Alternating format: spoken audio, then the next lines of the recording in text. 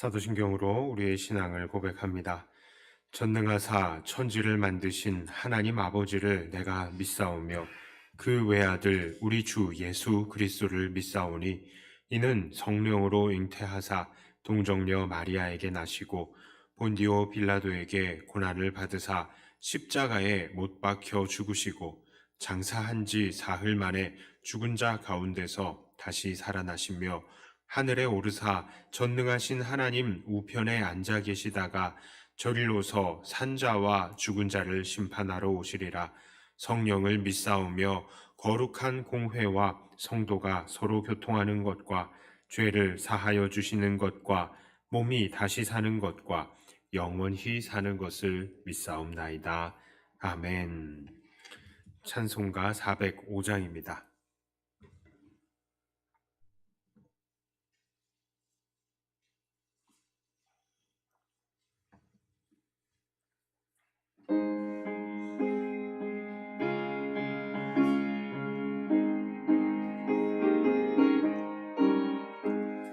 주의 친절한 팔에 안기세 우리 마음이 평안하리니 항상 기쁘고 복이 되겠네 영원하신 팔에 안기세 주의 팔에 익히신 팔에 안기세 주의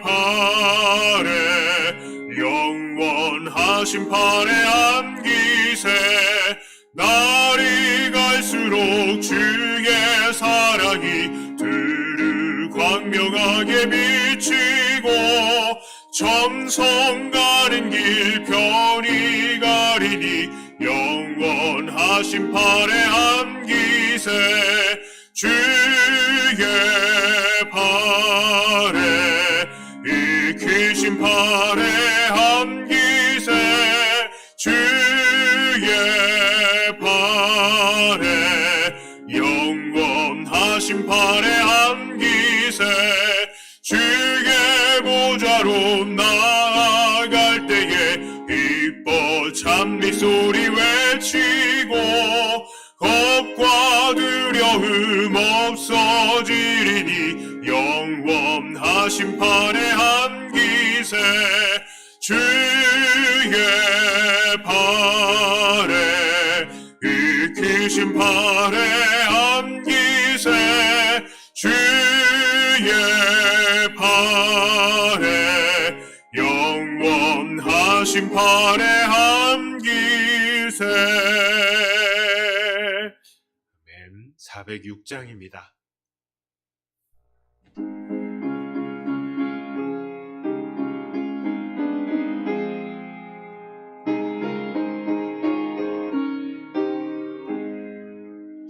고난 내 영혼 편히 쉴 곳과 풍랑 잃어도 안전한 포구 폭풍까지도 다스리시는 주의 영원한 팔이지에 주의 영원하신 팔 함께하사 항상 나를 붙드시니 어느 곳에 가든지 요동하지 아니면 주의 팔을 의지함이라 세상 친구들 나를 버려도 예수를 함께 동행함으로 주의 은혜가 충만하리니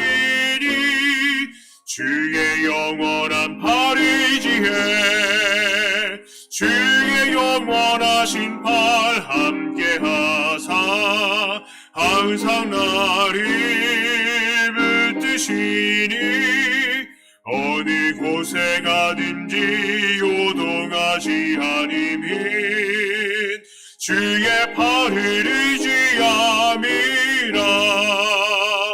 나의 믿음이 연약해져도 미리 예비하림을 주시며 지키며 위태할 때도 안보하시니 주의 영원한 발의지에 주의 영원하신 팔 함께하사 항상 나를 붙드시니 어느 곳에 가든지 요동하지 않으면 주의 팔을 의지합니다. 능치 못한 것 주께 없으니 나의 일생을 주께 맡기면 나의 모든 짐 대신 지시니 주의 영원한 발의지에 주의 영원하신 팔 함께하사 항상 나를 붙드시니 어느 곳에 가든지 요동하지 않으면 주의 팔을 의지합니다.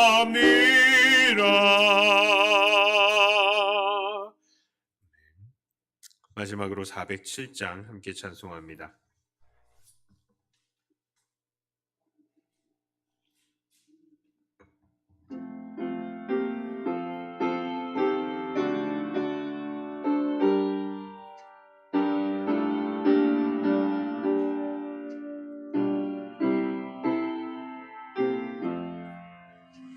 구주와 함께 나 죽었으니 구주와 함께 나 살았도다. 영광의 그날에 이르도록 언제나 주만 바라봅니다. 언제나 주님 날 사랑하사 언제나 새 생명 주시나니 영광의 그날에 이르도록 언제나 주만 바라봅니다. 맘속에 시험을 받을 때와 무거운 근심이 있을 때에 주께서 그때도 같이 하사 언제나 나를 도와주시네. 언제나 주님 날 사랑하사 언제나 새 생명 주시나니 영광의 그날에 이르도록 언제나 주만 바라봅니다. 뼈 아픈 눈물을 흘릴 때와 쓰라린 마음으로 탄식할 때 주께서 그때도 같이 하사 언제나 나를 생각하시네. 언제나 주님 날 사랑하사 언제나 새 생명 주시나니 영광의 그날에 이르도록 언제나 주만 바라봅니다. 내 몸의 약함을 아시는 주 못 고칠 질병이 아주 없네. 괴로움 날이나 기쁜 때나 언제나 나와 함께 계시네. 언제나 주님 날 사랑하사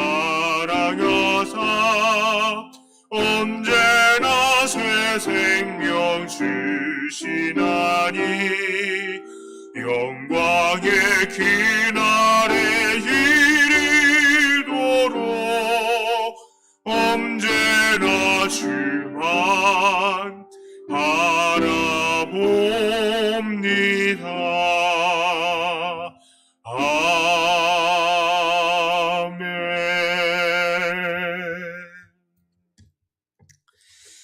함께 나누실 말씀은 빌립보서 2장입니다. 2장 12절과 13절을 먼저 읽겠습니다.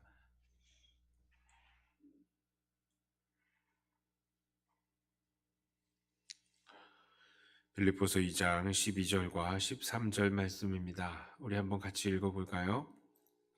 그러므로 나의 사랑하는 자들아, 너희가 나 있을 때뿐 아니라 더욱 지금 나 없을 때에도 항상 복종하여 두렵고 떨림으로 너희 구원을 이루라. 너희 안에서 행하시는 이는 하나님이시니 자기의 기쁘신 뜻을 위하여 너희에게 소원을 두고 행하게 하시나니. 기도합니다. 하나님 아버지, 하나님의 말씀으로 함께 나누고자 합니다.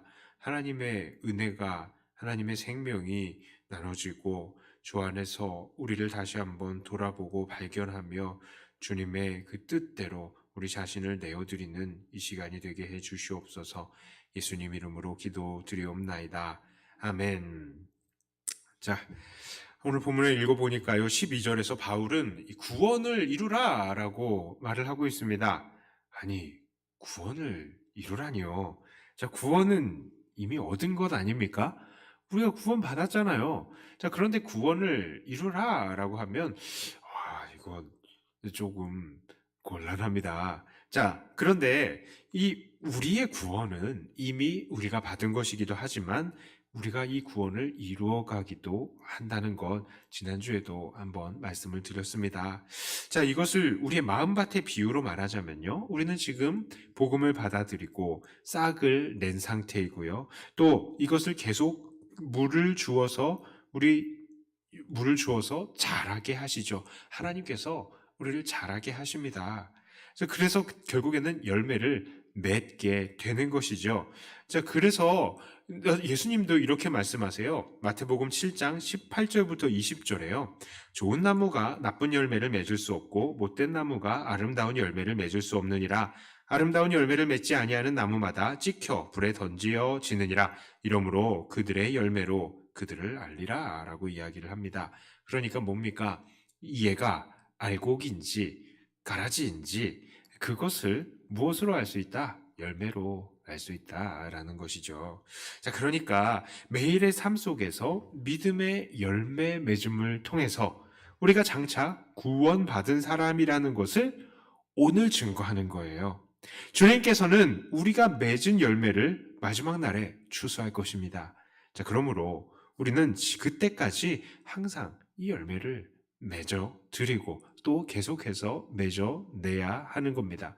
이 믿음의 열매, 구원의 열매 30배, 60배, 100배 맺어 드리는 겁니다. 자, 그러니까 구원을 이루라 라는 말을 다시 한번 다른 말로 바꿔보자면 구원받은 자답게 살아라 라는 것이죠. 자, 그러면 우리는 어떻게 이 구원을 이룰 수 있습니까? 어떻게 하면 구원받은 자답게 살 수 있는 것일까요? 여기서 우리는 이렇게 구원을 이루어가라는 말, 이것을 어떠한 문맥 속에서 이런 말이 나왔는가 한번 돌아볼 필요가 있습니다. 사실 이 구절 딱 한 구절만 끊어서 외우고 이것만 신경 쓰면요, 우리는 이 말씀이 의미하는 바를 정확하게 깨닫기가 어려워요. 바울은 왜 여기서 구원을 이루라 라는 말을 썼을까? 우리는 이 문장의 문맥을 통해서 이해해야 합니다. 자, 12절에서 바울은 시작을 무엇으로 얘기합니까? 그러므로 라는 말로 시작을 합니다. 이 그러므로는 무엇 때문에 나온 말이냐? 자, 바로 앞에 있는 나온 말들을 받는 거죠. 그러면 이 11절까지 바울이 무엇을 말했습니까? 예수님께서는 근본 하나님의 본체이셨지만 스스로 낮아졌으니 우리도 낮아져서 남을 나보다 낮게 여기고 또 우리가 하나가 되어야 한다 그거를 바울이 이야기를 했다고요. 그러니까 여기서 그러므로는 바로 그것을 받는 겁니다. 예수님도 스스로를 낮추셨으니 너희도 낮추어야 한다. 그러므로 너희는 이제 내가 있을 때뿐 아니라 없을 때에도 항상 복종하여 두렵고 떨림으로 구원을 이루라 라는 것이죠. 자, 그런데 이렇게 바울이 그들과 함께 있고 없고의 문제, 이거 어디서 본 거 아닙니까? 그렇죠. 1장 27, 28절에 나옵니다. 우리 그것도 한번 읽어볼까요? 다시 한번 기억을 상기시키는 의미에서 27, 28 두 절을 함께 읽습니다. 오직 너희는 그리스도의 복음에 합당하게 생활하라. 이는 내가 너희에게 가보나 떠나 있으나 한 뜻으로 복음의 신앙을 위하여 협력하는 것과 무슨 일에든지 대적하는 자를 때문에 두려워하지 아니하는 이 일을 듣고자 함이라. 이것이 그들에게는 멸망의 증거요 너희에게는 구원의 증거니 이는 하나님께로부터 난 것이라. 자, 여기서 바울의 존재가 있고 없고의 여부가 여기 나오죠. 바울은 1장 27절에서 이들에게 복음에 합당하게 생활하라 하면서 그 이유가 무엇이냐? 내가 너희들에게 같이 있거나 없거나 너희들이 복음에 전하는 데 함께 참여하고 또 너희들이 담대히 고난을 받을 것, 거기에 대해서 그렇게 하기 위해서 권한다라고 이야기를 하는 것입니다. 자, 그런데 지금 본문에서 바울은 다시 자기가 그들에게 함께 있건 없건 간에 라는 말을 쓰면서 구원을 이루라 라고 이야기를 해요. 그러니까 이건 지금 이들이 구원을 이루는 것이 복음을 전하는 것과 또한 담대하게 고난을 받는 것과 깊은 관계가 있다라는 것을 나타내기 위한 것입니다. 복음을 담대히 전하고요, 고난을 담대히 받는 것이 구원을 이루는 것이라는 말이라는 거예요. 자, 그런데 이렇게 복음을 잘 전하고 담대히 고난을 받는, 그래서 구원을 이루는 것은 무엇을 통해서 이루어집니까? 우리 다 공부를 했었어요. 바로 복음에 합당하게 생활을 하는 것을 통해서 이루어지는 것이고요. 그런데 무엇이 복음에 합당하게 생활하는 것인가? 그것은 자기를 낮추어서 하나가 되는 것, 그게 복음에 합당하게 생활을 하는 것입니다. 말이 꼬리에 꼬리를 물죠. 너무 복잡한 것 같지만 간단하게 이게 다 무슨 말이냐? 자기를 낮추어서 겸손한 마음으로 하나가 되는 것은 바로 복음에 합당한 생활이며, 그것을 통해서 우리는 구원을 이루어 나가며 더 나아가서 복음을 전하는 데에 참여하고 담대히 고난도 받을 수 있게 된다라는 것입니다. 그러니까 무엇이 시작이라고요? 서로 낮추어서 겸손한 마음으로 하나가 되는 것이요. 그게 복음에 합당한 생활, 또 그것을 통해서 구원을 이루고 더 나아가서 복음을 전하고 또 고난도 받게 된다. 자, 그러니까요, 겸손한 마음으로 하나가 되는 것, 이것을 우리는 절대로 우습게 생각해서는 안 됩니다. 이거는 복음에 합당한 삶이에요. 선택의 문제가 아니라고요.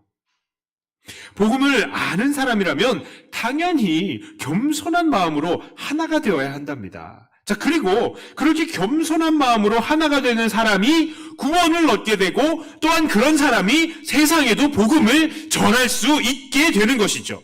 서로 하나가 되지 못하는데 어떻게 세상에게 예수님을 전할 수 있겠습니까?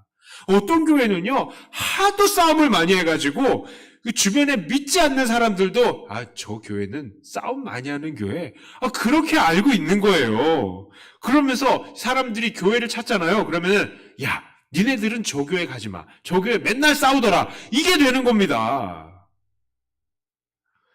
그런 사람들이 나중에 또 싸우는 사람들이 그 주변의 사람들에게 나와서 아이고, 교회 다니세요, 우리 교회 오세요, 예수님 믿으세요 하면요, 믿겠습니까? 안 믿죠.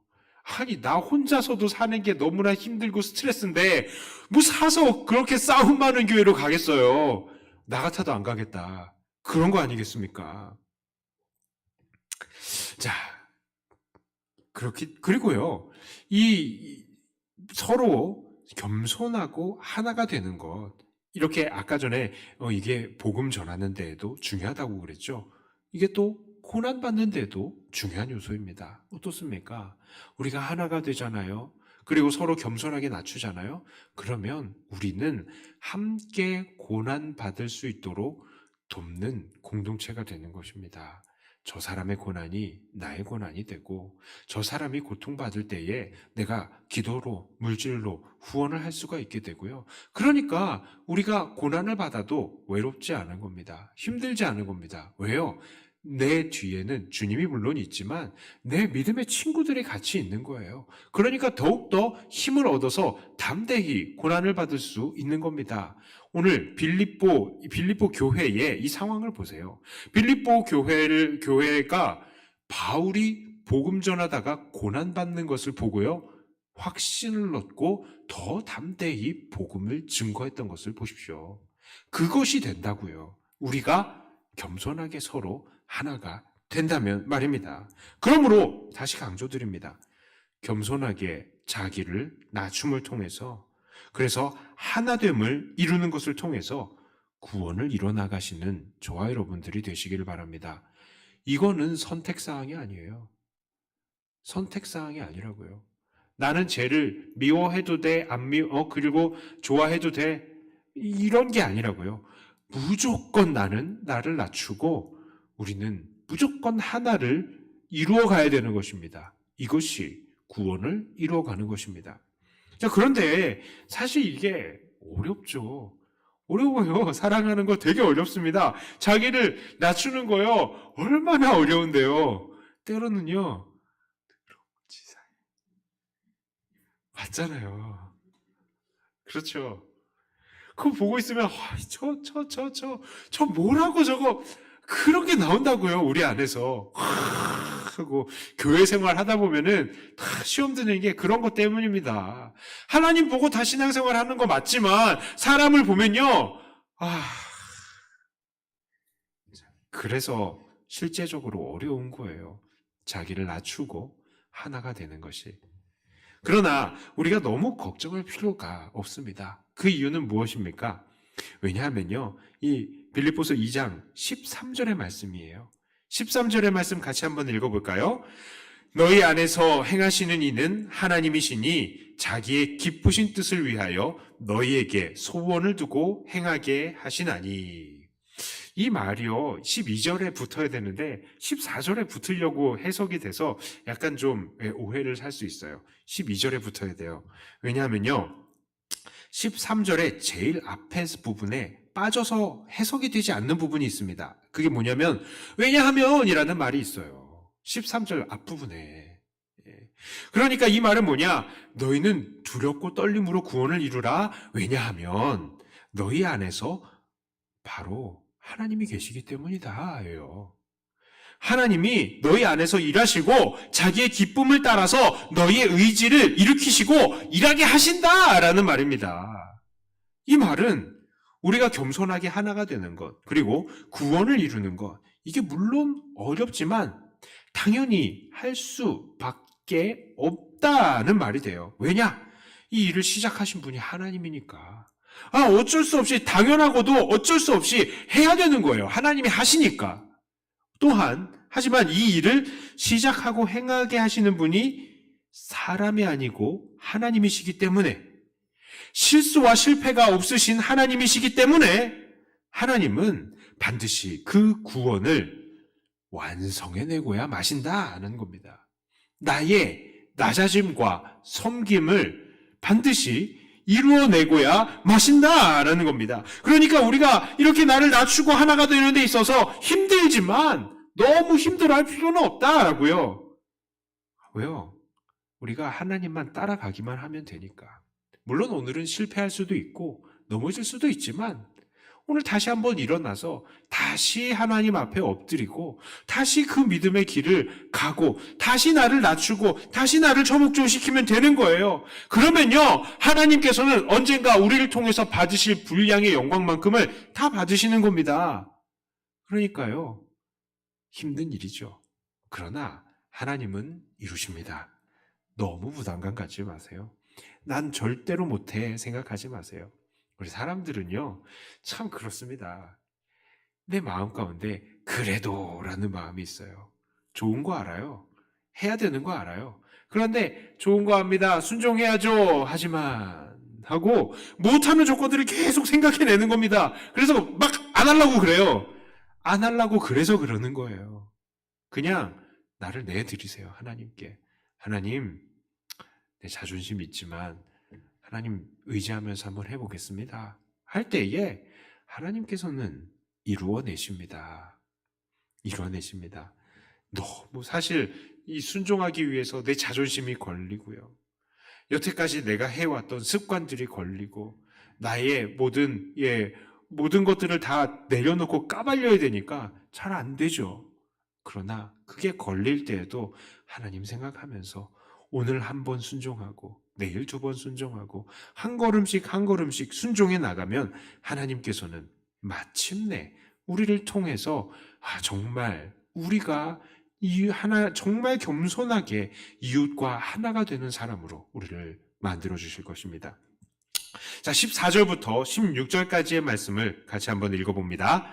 모든 일을 원망과 시비가 없이 하라. 이는 너희가 흠이 없고 순전하여 어그러지고 거스르는 세대 가운데서 하나님의 흠 없는 자녀로 세상에서 그들 가운데 빛들로 나타내며 생명의 말씀을 밝혀 나의 다름질이 헛되지 아니하고 수고도 헛되지 아니하므로 그리스도의 날에 내가 자랑할 것이 있게 하려 함이라. 아멘. 이제 바울은요, 서로 겸손하게 낮추고 하나가 되는 것, 그러니까 구원을 이루는 것과 정반대되는 요소를 이야기해요.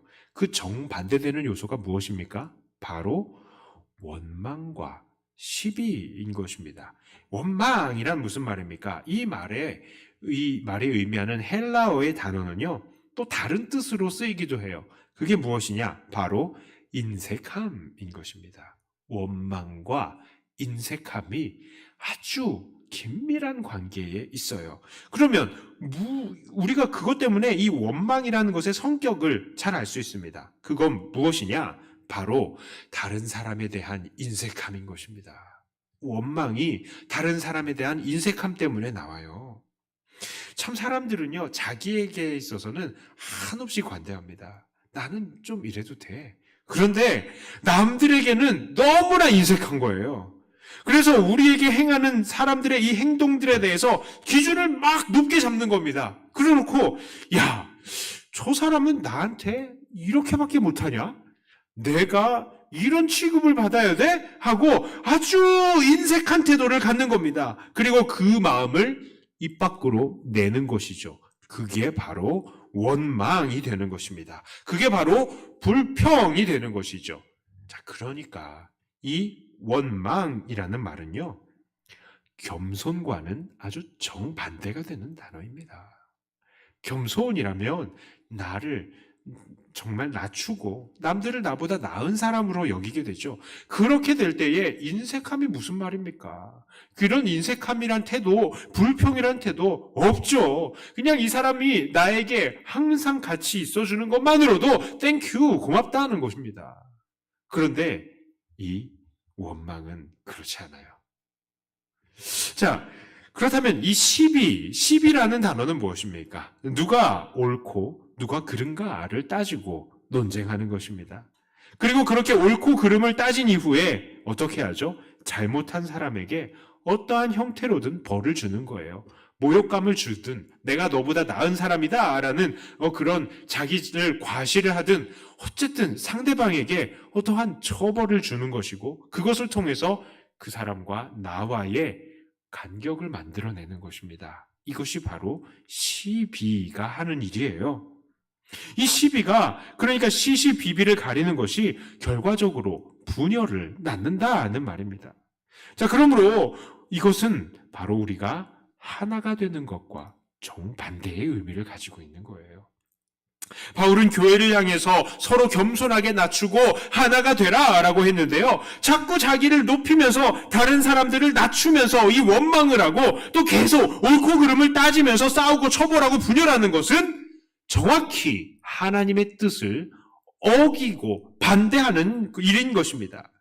구원을 이루는 것과 정반대의 길을 가는 것이죠. 게다가 이렇게 원망과 시비가 있으면 어떻게 됩니까? 이 15절과 16절을 같이 읽어볼까요? 함께 읽습니다. 이는 너희가 흠이 없고 순전하여 어그러지고 거스르는 세대 가운데서 하나님의 흠 없는 자녀로 세상에서 그들 가운데 빛들로 나타내며 생명의 말씀을 밝혀 나의 다름질이 헛되지 아니하고 수고도 헛되지 아니하므로 그리스도의 날에 내가 자랑할 것이 있게 하려 함이라. 아멘. 자, 이 말씀을 보면요, 이런 원망과 시비는 결국에는 흠이 되는 거라고요. 흠. 그리고 이 흠은 어떤 일을 만듭니까? 세상의 빛으로 나타나지 못하게 되는 거예요. 흠이. 그래서 생명의 말씀을 밝히지 못하게 되는 것이고, 이것은 그들에게 복음을 전하고 수고한 바울의 수고를 헛되게 만드는 것이다 라고 바울이 이야기를 하는 겁니다. 아까 전에 이 부분에 대해서 말씀드렸잖아요. 서로 원망하고 시비를 가리면서 싸우기 좋아하는 사람들에게 누가 가까이 가겠습니까? 그런 사람들은 친구가 없어요. 왜요? 그런 사람과 가까이 하면 피곤하니까. 또한 그런 사람들이 있는 교회에 누가 가겠습니까? 그런 사람들이 전하는 복음 전달받고 싶지도 않게 되는 것이죠. 자, 그러니 우리는 서로 힘써 겸손함으로 하나가 되되 원망과 시비가 없도록 해야 하는 것입니다. 그러므로 특히 우리 안에 있는 원망과 시비를 대적하시길 바랍니다. 교회에서요, 이야기하다가 보면 약간 싸울 듯한 느낌이 딱 들잖아요. 말씀을 하지 마세요. 그냥 차라리 거기서 그치세요. 내가 잘났네, 네가 잘났네 따지는 순간 진흙탕 싸움이 되는 겁니다. 그리고 그 순간요, 그 자리가 지옥같이 변할 겁니다. 흠이 되는 거라고요. 복음이 증거가 안 된다고요. 빛을 증거할 수 없는 사람들이 되는 겁니다. 그러므로 특히 우리 안에 있는 원망과 시비를 대적하시고 우리 안에서 행하시는 하나님께 우리의 주권을 내어드려야 되는 겁니다. 17절과 18절을 함께 읽어봅니다. 만일 너희 믿음의 재물과 섬김 위에 내가 나를 전제로 드릴지라도 나는 기뻐하고 너희 무리와 함께 기뻐하리니 이와 같이 너희도 기뻐하고 나와 함께 기뻐하라. 아멘. 지금 바울은 이들 빌립보 교회가 서로 겸손하게 낮추어서 하나가 되는 것을 믿음의 재물과 섬김이라고 표현을 하고 있어요. 이게 무슨 말입니까? 우리가 서로 낮추는 것 같지만 이것은 사실 하나님께서 받으시는 재물이라는 것입니다. 이것이 섬김, 즉 하나님을 잘 섬기는 예배라는 것입니다. 그러니까 이렇게 자기를 낮추고 하나가 되는 삶이야말로 하나님께서 받으실 만한 거룩한 산제사라는 말입니다. 그런데 여기서 바울은 정말 비장한 각오를 더하고 있어요. 그런 섬김 위에 나를 전제로 드릴지라도 나는 기뻐하겠다라는 겁니다. 전제가 무엇입니까? 포도주나 피를 쏟아서 드리는 제사이죠. 그러니까 바울은 이렇게 겸손하게 자기를 낮추어서 섬기는 것은 자기의 목숨을 바칠 만한 것이다 라고까지 이야기를 하는 겁니다. 너희들도 그렇게 죽어지고 낮아지고 희생을 하고 나도 거기에서 희생을 하고 싶다라는 말이죠. 그러니까 그만큼 빌립보 교회도 목숨을 걸고 겸손하게 자기를 낮추어서 하나가 되어서 자기를 하나님께 드려라 라는 말입니다. 하나 되기 위해서, 겸손하기 위해서 목숨을 바쳐라 라는 것입니다. 우리는요, 자기를 낮추기 위해서, 하나가 되기 위해서 목숨을 바치고 있습니까? 이럴 정도가 되어야 된다고요. 하나 되기 위해서 내가 하나 되지 못하면 내 생명 끝이다 라고 생각을 하셔야 된다고요. 그게 우리의 마땅한 바인 것입니다. 내가 목숨 걸고 겸손해야 되겠다. 목숨 걸고 남을 나보다 낮게 여겨야 되겠다. 목숨 걸고 남들의 삶을 돌아보아야 하겠다. 목숨을 걸고 하나가 되어야겠다. 우리는 그런 삶을 살아야 하는 것입니다. 이제 오늘 본문을 통해서 우리가 나눈 내용들을 한번 정리해 보겠습니다. 오늘도 바울은 자기를 낮추어서 하나 되라 라고 말했죠. 그 이유는 무엇입니까? 장황하게 설명했지만 그 내용은 사실 아주 간단하게 정리할 수 있습니다. 우리가 자기를 낮추어야 되는 이유, 첫째, 이것이 바로 두렵고 떨림으로 이루어야 할 우리의 구원이기 때문입니다. 두 번째로요, 원망과 시비는 우리의 흠이 되어서 복음을 증거하지 못하게 만들기 때문입니다. 이게 간단한 이유예요. 두 가지. 자, 그러므로 우리는 이렇게 나를 낮추고 하나됨을 이루어야 하는 데에 우리의 목숨을 걸어야 하는 것입니다. 우리 백동교회도 정말 이렇게 겸손히 자기를 낮추어서 서로 하나가 되는 교회가 되었으면 좋겠습니다. 솔직히 많이 싸우셨죠? 많이 싸우셨잖아요. 이젠 그러면 안 됩니다.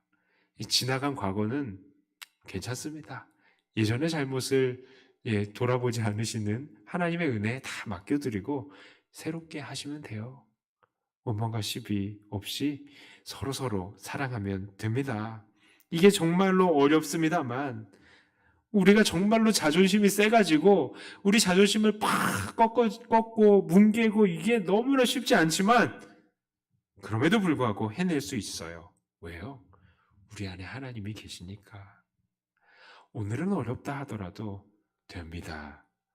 그러니 우리를 하나님께 오늘 내어드리시기만 하면 되는 것입니다. 그리고 자꾸 찌르시는 하나님의 말씀에 조금씩 더 순종해 가시면 되는 것입니다. 자, 그러므로 오늘도 하나님 말씀 순종하면서 모든 일에 원망과 시비가 없고 오직 겸손과 하나됨을 통해서 우리의 구원을 완성하시며 이것으로 복음을 더 잘 증거하시고 세상에서 더 잘 고난받으시는 저와 여러분들이 다 되시기를 주님의 이름으로 축복합니다. 기도합니다. 하나님 아버지, 믿음의 길이 쉬운 줄 알았는데 또 참 어려운 부분들이 많이 있습니다. 우리가 우리 자신을 깨트려야 되고 부서뜨려야 되고 무너뜨리고 뭉개져야 됩니다. 이것이 정말 우리의 자존심으로서는 우리의 자아로서는 도저히 할 수 없는 일임을 고백합니다. 하나님, 우리는 연약합니다. 낮아지기 싫습니다. 그러나 오늘도 우리 안에 계시는 그리고 우리 안에서 착한 일을 시작하시는 우리 아버지 하나님의 그 말씀에 우리가 또 다시 무릎을 꿇습니다. 하나님, 우리 안에서 하나님께서 말씀하시고 소원을 두고 행하게 하시니 우리가 그 말씀에 늘 순종하며 하나님께서 그렇게 원하시는 정말 이웃을 사랑하고 내 자신이 겸손해져서 이웃과 하나가 되는 그 일에 우리가 충성을 다할 수 있게 해주시옵소서. 오늘은 잘하지 못했지만 내일은 더 나아질 수 있을 것이라 기대하며 또 우리를 하나님께 맡겨드립니다. 하나님, 우리를 만들어 주시옵소서.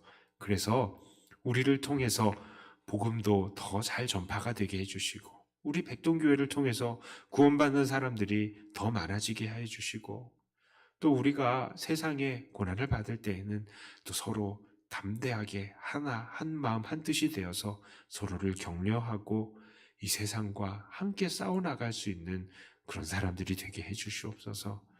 우리 교회를 그리고 한국교회를 축복하며 우리 주 예수님 이름으로 간절히 기도드리옵나이다. 아멘. 하늘에 계신 우리 아버지여, 이름이 거룩히 여김을 받으시오며 나라의 임하옵시며 뜻이 하늘에서 이루어진 것 같이 땅에서도 이루어지이다. 오늘날 우리에게 일용할 양식을 주옵시고 우리가 우리에게 죄 지은 자를 사하여 준 것 같이 우리 죄를 사하여 주옵시고 우리를 시험에 들게 하지 마옵시고 다만 악에서 구하옵소서.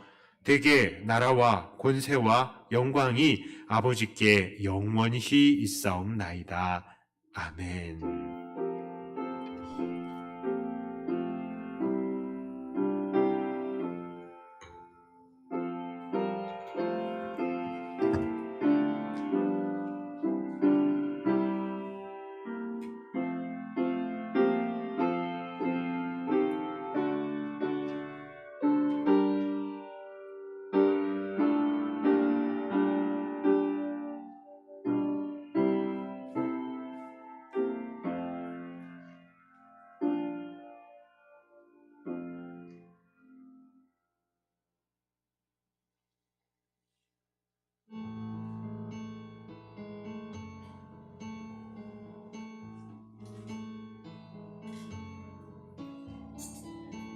우리의 삶의 소망 되신 그 주님의 이름을 함께 찬송하며 나갑시다. 우리 포도주 되고 우리 포도주 되고 눈먼 자 눈을 뜨게